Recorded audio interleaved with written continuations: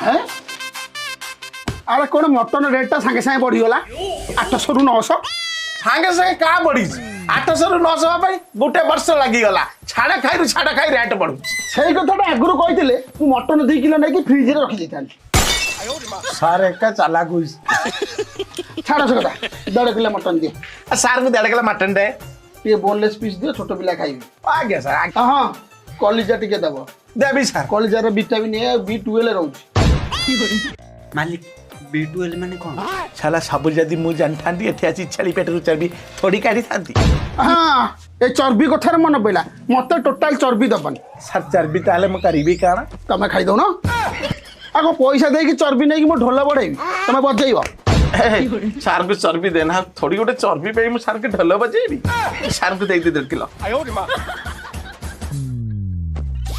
sir आपन का हला 1200 टंका